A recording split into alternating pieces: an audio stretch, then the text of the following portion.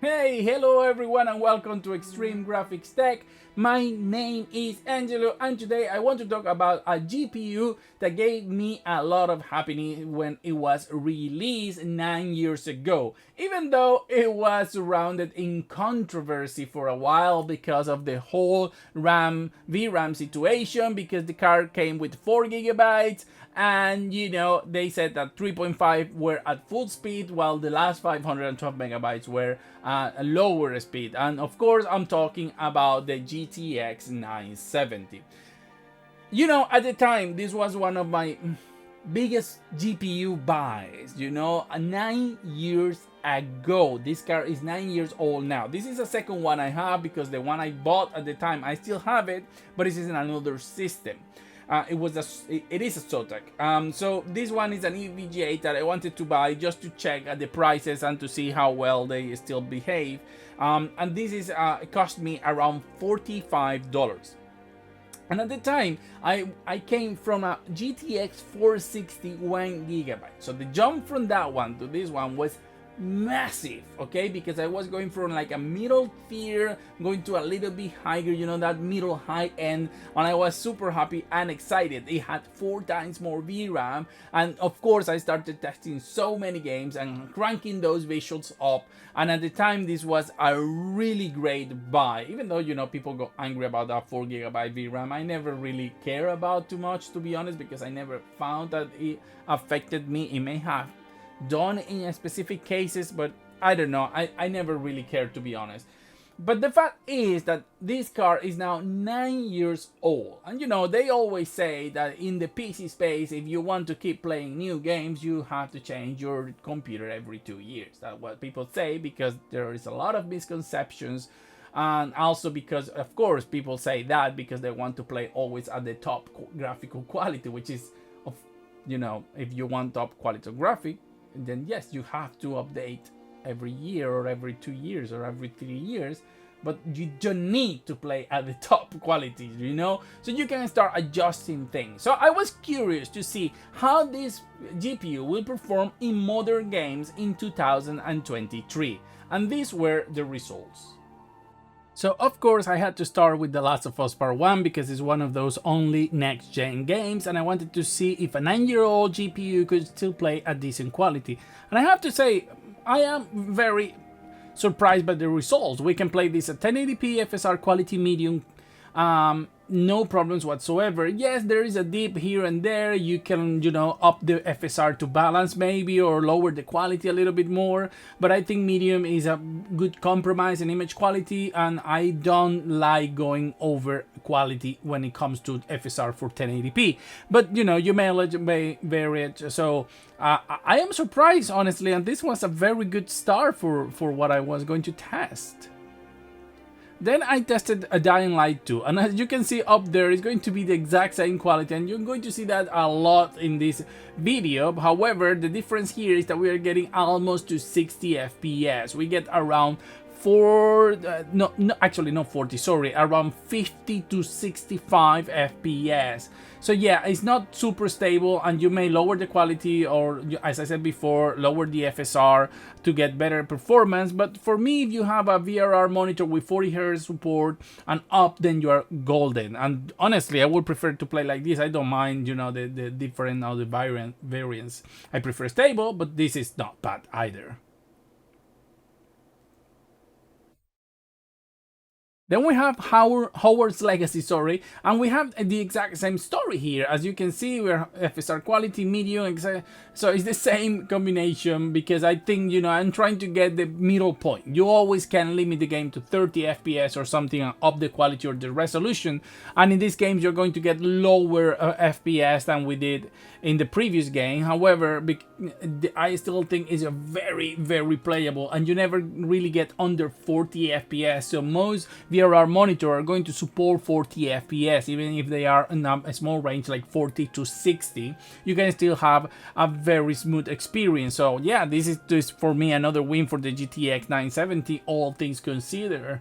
And now, of course, I had to test SpiderMan Miles Morales, and in this case I'm using 1080p dynamic resolution with FSR at medium quality. I'm using dynamic resolution because there are points without it it could go up and down, and I think this game will benefit a lot for a smooth frame rate. I didn't limit the frame rate to 60 just to give you an idea, but this is a game that, you know, runs very well even when we are talking about the cinematics and in the story. So yeah, I'm quite surprised because you can play this game at a much better quality than past generation consoles. I know the consoles came in 2013 and this GPU came 1 year later, is sort of high level, but what I'm trying to say is that you don't need to update your PC every 2 years like many people want to make you believe in order to keep playing video games, and this is a very good show.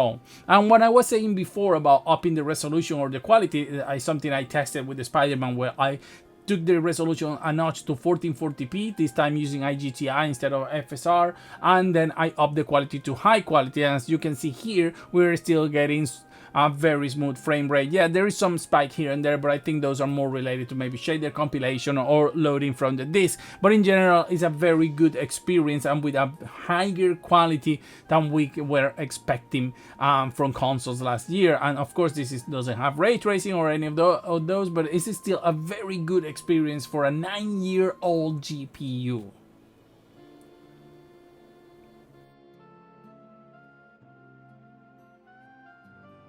Now another game from Insomniac, and this one is one of those that looks incredible, and it's Ratchet Clank Rift Apart. And in this case I'm using again medium quality 1080p dynamic resolution, but in this case I'm not using any reconstruction technique. This is just pure native resolution going on here, so that's a very good you know, quality we're getting from here. We don't have to use IGTI or FSR to get to that 1080p, giving a more crisp image, so we can enjoy this game, you know, running at 30 FPS. There is probably a way to push it to 60 if you really want to, but I don't think, you know, you will have to like go to FSR very low and very low quality. So I think this is a very good middle point. I'm just still enjoying an next-gen game here. Then we had I had Resident Evil 4. I tried to get to 60 FPS, but I couldn't never get it to a point where I was satisfied with the quality. I was supposed to push too much FSR. I was supposed to lower the resolution and the quality of the game too much, so I prefer this preset here, which is prioritize graphics 1080p, and I limited 30 FPS to have a stable frame rate. And honestly, because of the style of the game, it's not needed the 60 FPS. It will be preferable, but it's not needed. You can enjoy the game very much with this. Especially, you always have to consider we're playing on a 9-year-old GPU that only has 4 GB of VRAM, that hasn't really hindered our experience here. Now, of course, I had to test Starfield, you know, I had to. And in this case, well, you know, we know Starfield is a very demanding game, even though I could have gone up here, because as you can see, we're barely using around 60% of GPU, and I'm using 1080p FSR 50% on low. The problem is that when we go to like open spaces, then we are not using we are using like 90% of GPU, so that variability there is the main problem that causes us to not be able to set a higher profile while, for example, indoor. So yeah, FSR 50% at 1080p is a little bit too much, but still you can play a game that have just been released on a 9-year-old GPU. Have I said it's a 9-year-old GPU? And of course I had to close with Cyberpunk, which I think is one of the most visually stunning games, and it's going to receive an update very soon. And so here we're playing again 1080p with FSR quality, but in this case we're playing with high quality. One thing that you can notice through the video is maybe some tearing happening. That's because I don't engage VSync, or I forget, depending if I'm limited, but that's has nothing to do with the GPU or the frame rate. Okay, it's just me not engaging VSync to avoid that. But as you can see here, in general, the GTX 970 has really surprised me in 2023.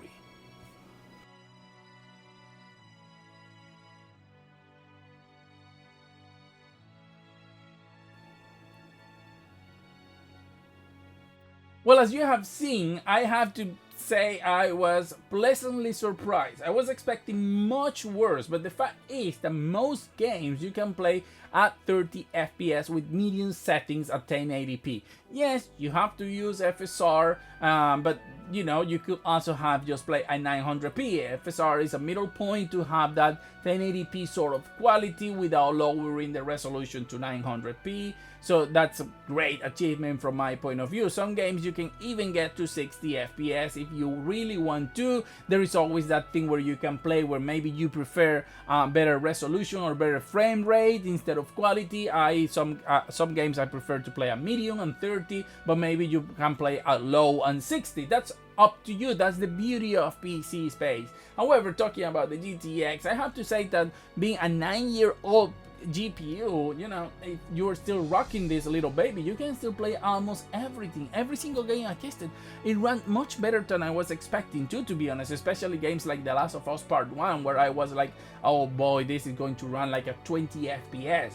But no, and even the 4 GB of RAM were not a big issue on the games I tested. Even people are freaking out with 8 GB of VRAM cards. We can play games on a 4 GB or 3.5 to some, and the games were still running perfectly fine. There was no big stutterings. The frame time was smooth generally. So I think it's, you know, this is great, and this show the misconceptions that PCs need to be updated every 2 years, because as long as you're willing to make some sacrifices graphically or lower your target, you are going to continue rocking those GPUs for a very, very long time.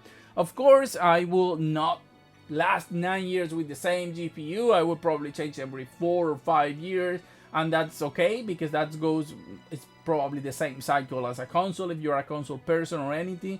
But you don't have to. As you can see, you can still play. Honestly, the GTX 970 is still a viable option today. And even though I didn't show in the video, I tested some emulation, and honestly, you can play up to Switch games, no problems whatsoever. You know, you can put things like in 1080p or anything like that, like in 4K or anything like that, in like Switch or PlayStation 3, but you can still play those games. But even if you try to play older systems like the Wii U and back, you can play those at 1440p, GameCube, some games at 4K, so it's quite good even for that. So if you're trying or thinking about setting a second PC, or you're saving some money for that GPU you want that is fastest, and you want something in the meantime, well, you know, for a 9-year-old GPU, you can do worse.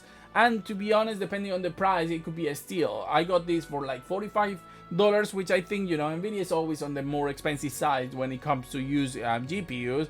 But if you can get it for like around 40 or less, you're going to have a very good experience for the price you're going to get, especially compared to things like the 710 that, you know, they cost like $30 and they don't offer even half the performance, even a third, even a fourth, I would think, of the performance that this card will give you. So you can find these very cheap now because they are 9 years old. So people just, you know, they just want to get rid of them.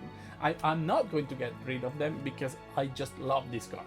But yeah, this is the GTX 970 in 2023. Hope you like this video, and if so, well, you know, you do all those things, like, share, and all those things that people do to help channels grow. Thank you very much, and see you on the next one.